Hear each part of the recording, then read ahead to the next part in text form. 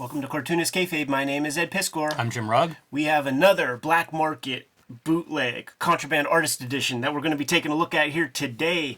But first, got to let you guys know that we have a Patreon that you can support the channel, and you get all the videos well ahead of time. And if you're at the highest level of support, you're watching this video stream in real time as we are recording it. Plus, you get access to everything that we post before anybody else.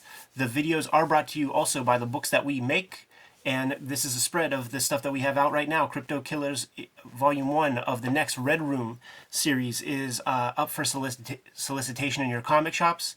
So go to your local shop, put in that pre-order. More news on that later. Red Room is the focus right now. Hip Hop Family Tree celebrating its 10-year anniversary. X-Men Grand Design and WYSIWYG. Jimmy has Street Angel Deadliest Girl Alive trade paperback in stores right now. The Hulk Grand Design trade paperback is going to be available at the end of February. Plain Jane's. Scoop up our books. Support the channel. And big shouts this week to Manola Hernandez, who, when we posted that Sal Buscema bootleg artist edition that Ian Chalgren set up and put together, sent us one copy, sent us two copies actually at this point. You make the video, you grab a couple of snaps, you put it up on the social media, you promote the stuff, right? And you have certain responses. You have the guys who are absolutely lying, who are like, oh, I thought I was the only guy who does that and has no pictures provided, so you ask, prove it, and you never hear anything. It's crickets. And then you have the other guy who's like, oh yeah, I've been doing this, man, and shows a bunch of photos of a 450-page Goseki Kojima artisan edition from Lone Wolf and Cub that he constructed himself and has been sitting on for a hot minute. And he shows pictures off of that. So you get in a conversation and say, dude, how do I get this book? What do I got to do to get this book? And one shows up at the office, in a couple of days. Yeah. Manola, that's not right. You're going to kill the channel, Manola. You know what? As people continue to do this and send us stuff, let us know where you're actually having these printed. Yes. Because this is stellar, Ed. Yeah. I looked at this morning for the first time. I cannot believe this is a print-on-demand book. It's absolutely gorgeous. Publishers, look at this and then do a copy. Like, commission the guy to design it. We've seen artist editions and we've seen English editions of Lone Wolf and Cub, so we know the license is out there. This is a phenomenal book. Yes, and frankly, if the licensed Lone Wolf and Cub artist edition was to get an artisan edition, it does not surpass this because they have a finite amount of stuff that they can show off. All that material is in here and so much more. This is the cover painting of all the Tenko bonds. It's so gorgeous and it's so loaded. 450 pages, like, I mean, we could do episodes just on the painted covers. Little Daigoro has the 1999 art school girl haircut. Tell me Goseki Kojima was not using that Toshihiro Mifune guy as the main reference. It looks like for it. Yeah, it sure Igami looks like Ito. I'm always shocked by these mangaka that are able to do color and black and white at a high level. Yeah. You know, like page after page of these paintings. They're so attractive. The guy's just he's a full illustrator, man. And he came up through the Sanpei Shirado school of cartooning, so he's able to sling those watercolors like those Kamuis. Everything. Every tool he's got in his palette there on display. Yeah. A little wet on wet with the backgrounds there. It's gorgeous stuff. Ooh, Old Man Yagyu about to come through. It'd be interesting. Look, I love the depth, like when he's able to do that kind of stuff, where you have the foreground leaves and the background leaves. It's so interesting too to think of like how you do this now digitally on an iPad. You know, you have your brushes translucent, so that background you're hitting it once at 25%, but you hit it 3 or 4 times to get that foreground very saturated. And then like this thing where you put them right on top, as like the final accent piece and just creating that full atmosphere. This is the kind of thing that like when you're a little kid and you're doing your first drawing and you put the twinkle in the iris of an eyeball, and before your eyes, like that eyeball just becomes wet and has more life. Like when you're adding, have a sponge or something and you're adding this weight, like that's the next level version of that. Doesn't that say everything? Talk about restraint too. Yeah. The confidence to do a piece like that. But several of these pieces feel that way. You know, there are paintings that look like, oh, this guy's this master painter, incredible illustrator, and then there's the stuff that's restrained and thoughtful and so effective. The first time you hear of Goseki Kojima from the lips of Frank Miller, think about Silent Night. You know? That's a beautiful. I mean, that's a great example of that restraint. Yeah. Almost a concept. But I'm saying this is the cover. Yeah, That's brilliant. Marv, you know, totally cribbed. Let's Also, get a some wide pages. range of palette. You know, like he's using a lot of colors. Sometimes you think of an artist with a certain palette, but he's all over the map, which I applaud. What's so great about this is to go from all the color work into this black and white, and it almost looks like painting in monochrome. Right. It's incredible how many values and textures he can get in black and white. Just blows my mind. Using the white acrylic, man, to sharpen up those shadows. And, you know, this guy, from what I understand, I think it's even maybe in the back matter of those Bunko edition Dark Horse books from back in the day. I don't think he had assistants. So he churned out the 8,000 pages himself. So when you're busting these lines out, like you're going over the holding line. So then you hit it with the white and it's all gravy. Here's some of your wet on wet, like an ink wash where you can see that wet ink Yeah. bleeding out. Always fascinating to discover that when it's printed process red, it's actually painted process red, like with that exact color.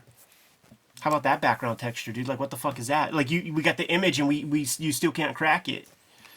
Yeah, that has to be a screen, right? There's a couple of those things. I don't know, man. Because like with screens, you could always see. I mean, I feel like some spongy kind of thing will handle that. Like I don't. Oh yeah, see maybe put down the what's that stuff you put down to do Frisket? Yeah, put down Frisket to create some of these like openings, Yeah, liquid frisket. That's what it is. and then you yeah. could do a sponge or a cloth or something to press in. And then you get your little paper cement eraser to get the boogers off, It's and it's wild. all good. Love this stuff where you're seeing like that's just one brush stroke. Yeah. Those the white hairs and the Speedy. bluish gray hairs there. Speedy brushstrokes. But see some of this kind of stuff, the amount of texture that he's doing. I mean, these are all drawn lines. Yeah. It's wild, and that may be a semi-dry brush, so you're drawing maybe a few of those lines at a time. But overall, and then the textures of stuff like this, it's gorgeous. It's like a big dry brush. And kind of keeping that wavy momentum with all this, you know, like, so gestural. like it's very, very speedy. It is. And we see guys, like, they use individual lines, but he's just allowing for some chaos and to see what happens on the page. Yeah, you can really see like the size, I think, of the brush that's being used on some of these edge strokes. So you can see it's probably a brush that's trimmed down on the bristles, so they're pretty stiff, and you're able to get, you know, a quarter of an inch coverage or so. I think this is one of the Tenko bonds that Frank had. I was going to say, there's a lot of Frank Miller there. It looks like a canvasy paper also. Yeah, it Because like could be. when he's hitting that, you see these like white lines coming up like that, and it suggests, you see it down here too, it suggests a textured paper. It's rare that he really uses tone. Man, these scans are so good. I think these came from a manga museum, Yes. and they're just incredible for really getting color on there. And just back and forth with Manola, like he had the opportunity to print it bigger, but he would have sacrificed page count. Yeah. And he wanted as many pages as he could get his hands on. I think that's right. You know, like these images are so crisp and sharp. It's always great to see the art at full size, but the quality is so good. It's like, I'll take the page count. I agree with him. I'm happy with that. This is fun. Sunburst, draw your guys, and then hit some white around the edges to create that rim lighting. And then using white for snow Yeah, on top white of splatter. on top of your Zipatone.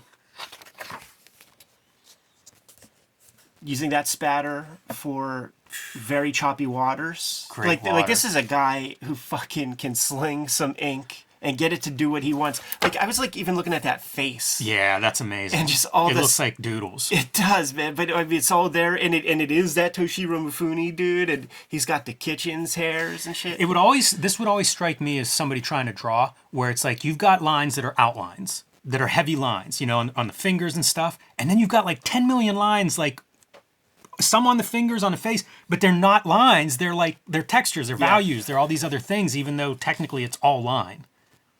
And just going with a tech pen, you know, Gerhard job right there. It also looks very fast. Yes. even though it's flawless, like, all the figures, everything looks perfect. Man, I love seeing guys do water, and this water's really sharp. And there's your full moon zine, so we can represent him in that in my fantasy zine as well. But it looks like it's drawn very quick. Like, he's not sitting around looking at these pages, I don't think. No.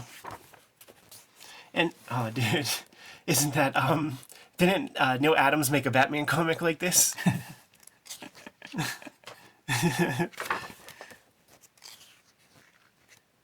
This kind of stuff, too, of negative space. The lack of repetition as you go through here, and I liked seeing a crescent moon for a change. You could champion this book purely on composition, because there's all over the map in that front, too. We'll put the call out once again, dude. Here's that crazy texture again. I wonder if that is a tone. Yeah, I just don't know. We'll put, maybe it is a sponge. But we'll put the call out again because there are clearly people out there who are sucking those pages off the net and making their books. 2 copies to the P.O. Box in the description below this video, please. We will we'll show off your self-published comics as well. Man, the more you look at this stuff too, is Ronin doesn't exist without this. I mean, throwing the sword, right? Like that moment is in Ronin. I mean, the line work, that was some of my first Miller, and it blew me away. And then you see this, and you're like, ooh, interesting. He'll get everything comes from something. Yeah, he'll get to pieces. Manola will get to pieces where he's zeroing in on panels. I think some of this work is in the artist edition. We're gonna do an episode on copycat artists. Yes. And I wish I would have pulled Ronin to put next to this. It would have been really interesting. I mean, there's so many elements that are on that in that book. Yeah, and I give no shade to that, by the way. No. It's some of the stuff I love in comics, but you flip through this and it really is pronounced. I mean, this is practically comic book size, so it is like those Ronin pages burn into my head, and then you see this. Love this kind of stuff too. We say it all the time. That kind of thing is so much harder to do than you would think. Sure. And I mean, it's pure Hokusai. It's using all the same tools. Boy, the soupiness of the atmosphere, too, is phenomenal. Just master that dry brush. He's keeping them shitty brushes, like, in a stack right next to his other stuff. This is pretty sweet to see your red and black, and the red being that saturated. We haven't seen something like that in here yet. Straight out the bottle. Yeah, it's like one more tool that he has in his belt to use if he's got an idea that takes advantage of it. Getting a whole little battle sequence in there. Yeah. Getting those 2-page spreads intact. I believe this sequence is in the big artist edition, but that's what I'm saying. Like, even if Dark Horse shrunk down their existing artist edition or whatever they call their version to that manageable size that you could look at, in bed, it doesn't touch this. This is much better because this has all of that stuff and more, and like so much more. Figuring out how to represent a field. A field of wheat. The toughest stuff, man. I remember looking like I needed straw in a comic. Don't sleep on these kind of things, like doing believable foliage and woods like this. Yeah. Who's all great at that is Bassett. I was thinking, I was thinking Peach. Yeah. You just put that little piece of foreground stuff in there. It just adds so much freaking depth. Pen drawing some like Osamu Tezuka leaves and shit. Yeah, they're cartoon leaves. Yeah. I always think of that story of Flair and Eric Bischoff getting into it in the office, and somebody was like, Flair was throwing his working punches. And I feel like that's what this stuff is. Like, that's a working leave. That's a cartoonist leave. Right. But then he could do this kind of shit. Yeah, to combine the two is magnificent. The depth. Oh, Once again, in just pen, he's not relegated to needing color to create that depth. He's able to do it this way. This is a screen, and you could see the white. Like, what the white would do is if you had low fidelity print, which this shit was very low fidelity, and you would notice it on a lot of paste up lettering in late 80s 1990s comics. You put a chunk of white at the edges, and it smooths the edge so that you don't have a harsh line that's visible when it turns to final black and white line reproduction. Yeah, and you talk about depth, not just this foreground, but that mountain looks like it's 3 miles back in the distance. Yeah, you see no details on it. Oh man, that's gorgeous Hitting too. this with some pencil, like some grease pencil or something.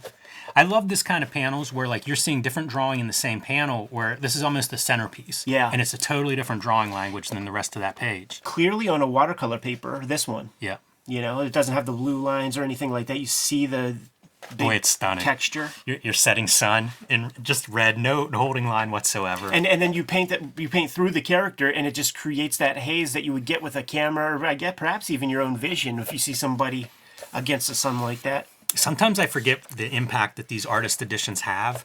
It's so inspiring. Like I want to go home and draw so bad after looking through this. This scene right here, at the end of every episode of Fist of the North Star, the cartoon, you know, it's desolate, post-apocalyptic, and when it cuts to the credits, it's almost like sadism against all the characters in the show, because it's just like a beautiful song, and it's just foliage and the most beautiful blue waters and full fields of corn and rice and all kinds of shit when these guys are killing each other for little bags of rice. It's very sadistic. I almost thought that was like dead bodies with butt cheeks. Once again, you know, like you're seeing all kinds of illustration technique in that one panel. What a book. See, this is one of the things where you just zoom in. And I think it is a zoomer because like these are pretty thick lines. Like these are getting reduced up. Several pages taped together. That's what we're getting right here. So we're getting a tapestry. 2-page spreads. I don't know how many of these homemade artist editions we're going to get, but I love seeing the design flourishes. Absolutely. Like, what are people including in them? Yeah, because at some point, I'm going to design an artist edition. I have to. If I die of natural cause, I've got to do one, even if I do a fan one. But seeing, like, what people think of to include, it's brilliant to see the little flourishes. Absolutely, man. And dude, how telling is this, man? Like, when I was doing print on demand, with WYSIWYG and like the aughts, you could not do full bleed. So this is you could do that. You know, I was wondering on a lot of this earlier stuff, like, is there no opportunity to do that? Clearly there is. You know, and he's kicking it with the black border on certain things. I would love to know more about this. Like, I'd love to know the cost of this book because, I mean, it's full color throughout. So what does a 450-page full color book hardcover cost? Yeah, you could price it out on these sites too, right? And then this complete section is in the final artist edition. We commented on that. Look at that, hitting that dry brush on the face and just adding all that depth. Whoever scanned these originals did a great job because you get so many of the brush strokes are visible. Yeah. You know, it's not blown out levels of just black or white. You really get to see like how he's building hair. Right. How he's building these masses that look like they're solid black. Like in print, they'd be solid black, but you get to actually see the build in these scans. Really what a book, gorgeous. Man. Oh, and these are super cool, dude, because my buddy Takashi Okazaki, Afro Samurai fame, sent me, like, he hooked me up as a parting gift. You know, Japan is a very gift-giving culture. When we first kicked it, he gave me some sets of stickers from the 70s, man, that they made of Lone Wolf and Cub. And these would be, some of these are on the back covers, where it would be, you know, you have the front cover and you just have a pure white with just like a little Daigoro. But like these are the stickers. Imagining that is probably like the very first licensing stuff that they did. And look at these, man, just with like Higgins ink. Yeah, that's what I'm saying. Like, it's really great scans that he's working from. They built in blue lines real early, I feel like, man, if these in the 70s. That makes sense. You know, in an industry that's really speed is essential. But you know what? Their blue lines go back, like in American comics, at least to the 50s. Like those EC comics would have pre-printed boards. Yeah, it's true. Doesn't that look printed up and just pasted? Seeing what that looks like or something? It totally does. These are stats. Very cool. Yeah, excellent addition to the library. And I imagine that we're just not at the level still where you could do end papers, because I feel like you would have if it was possible on like the print-on-demand service. So that's where we're at with that stuff. But a 450-page Lone Wolf and Cub artisan edition is out there. It exists. And there's probably, 5 copies of it out there. Yeah, you do wonder, like, that's the next question, because that's where you really get into the legality. Like, to make your own, I think, is probably legal. To make some, like, if other people want this book, and everybody watching this video is going to want this book. Right. That's where I think you get into some questionable territory, and I don't know how that works. Yeah, me neither. Because if you do your own work, here's the other thing, man. If you're an artist out there and you want your own artist edition, and again, I guess I'm talking to myself, you could make this and have it available. And it's like, if you want one, you order it from wherever it's, on print on demand. I've seen Ken Landgraf books that way. Sure, and it'll be comparable prices. Like it might be $100 book. Yeah, they're not cheap, but you're making one hardcover, full color, 450-page book. Like, Right. What price do you think it should be? Totally, man.